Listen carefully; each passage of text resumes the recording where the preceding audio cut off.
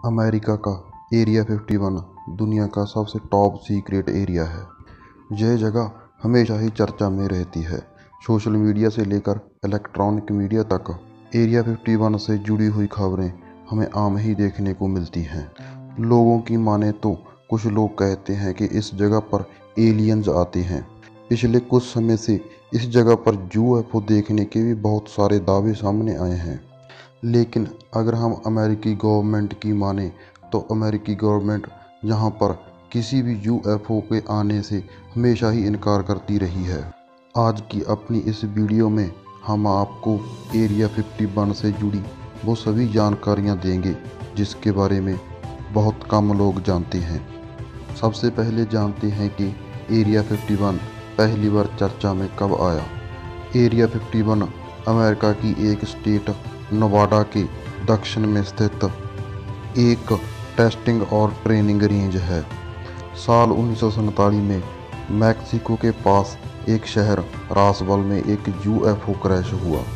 UFO को लोग हमेशा ही एलियंस के साथ जोड़ देते हैं। ऊपर उड़ने वाली एक ऐसी चीज़ जिसकी असल पहचान ना हो सके उसे लोग यूएफओ कहते हैं। जब यूएफओ देखने की घटनाएं बढ़ने लगी तो अमेरिकी एयरफोर्स ने साल 1947 में प्रोजेक्ट ब्लू बुक की शुरुआत की।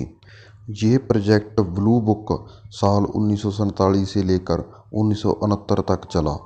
इन 22 सालों में अमेरिकी एयरफोर्स ने लगभग ऐसे 12,000 दावों की जांच की जिनमें यूएफओ को देखा गया था। इन 22 सालों में अमेरिकी एयरफोर्स के हाथ कुछ नहीं लगा, जिसके चलते साल 1969 में प्रोजेक्ट ब्लू बुक को बंद कर दिया गया। प्रोजेक्ट ब्लू बुक तो बंद हो गया, लेकिन एरिया 51 के आसपास यूएफओ देखने के दावे बाद में भी आते रहे। जैसा कि हमने बताया कि एरिया 51 टॉप सीक्रेट एरिया होने के कारण यहाँ पर कोई जा नहीं सकता था। इसी वजह से एरिया 51 के साथ जुड़ियाँ कुछ कहानियाँ शुरू हो गईं। अब बात करते हैं उन कहानियों की जो एरिया 51 के साथ जुड़ी हुई हैं। पहला सबसे मजबूत दावा, कुछ लोग कहते हैं कि एक बार एरिया 51 के पास एक यूएफओ क्रैश हो गया था जिसका मलबा एरिया 51 के अंदर रखा हुआ है और अमेरिकी साइंटिस्ट इस पर रिसर्च करते हैं। कुछ लोग कहते हैं कि जो यूएफओ क्रैश हुआ था उसमें एक एलियन जिंदा भी पकड़ा गया था जिसको एरिया 51 में रखा हुआ है। 80 के दशक में एक रॉबर्ट बॉब लॉजर नाम का व्यक्ति भी सामने आया था जो ये दावा करता था कि उसने एरिया 51 के अंदर एलियंस के ऊपर काम किया है। उस व्यक्ति ने अपनी एलियंस के साथ कुछ तस्वीरें भी मीडिया के सामने रखी थी, लेकिन बाद में जब इस बात की जांच हुई तो वो व्यक्ति का यह दावा झूठा निकला। एरिया 51 से जुड़ी तीसरी सबसे बड़ी कहानी यह है कि अमेरिका इस जगह पर टाइम के आगे पीछे जाने पर रिसर्च करता है। इन सब के अलावा एरिया 51 से जुड़ी एक और कहानी यह है कि कुछ लोग मानते हैं कि नील आर्मस्ट्रॉन्ग कभी चांद पर गया ही नहीं।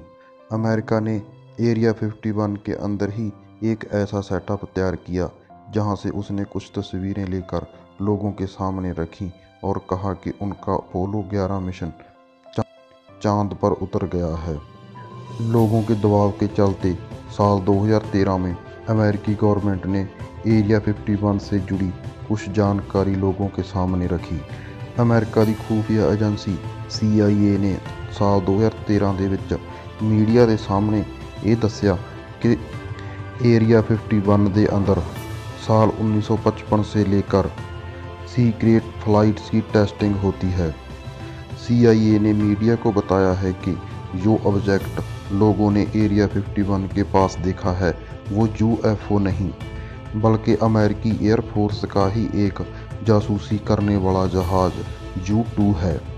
दूसरे विश्व युद्ध के समय अमेरिका ने एक ऐसे जासूसी विमान की खोज की थी जो धरती से 80 से 90 हज़ार फीट की ऊंचाई पर उड़ सकता है और ये जहाज़ किसी भी देश में एंटर होकर हवाई जासूसी करता है। इसके अलावा साल 2019 में एक ऑनलाइन कैंपेन भी चला था। इस कैंपेन का नाम स्टॉर्म 51 था। ये campaign social media website Facebook के ऊपर मैटी रॉबर्ट नाम के एक व्यक्ति के द्वारा चलाया गया था। थोड़े ही समय में इस कैंपेन के साथ 15 लाख लोग जुड़ गए। इस कैंपेन में कहा गया था कि 20 जुलाई 2019 को ये सभी लोग सिक्योरिटी को तोड़कर एरिया 51 के अंदर ज़बरदस्ती घुस जाएंगे। इस कैंपेन के वायरल होने के बाद अमेरिकी एयरफोर्स ने एक चेतावनी भी जारी की थी। उनके अनुसार अगर किसी ने एरिया 51 के अंदर घुसने की कोशिश की तो वो उसके लिए खतरनाक हो सकता है।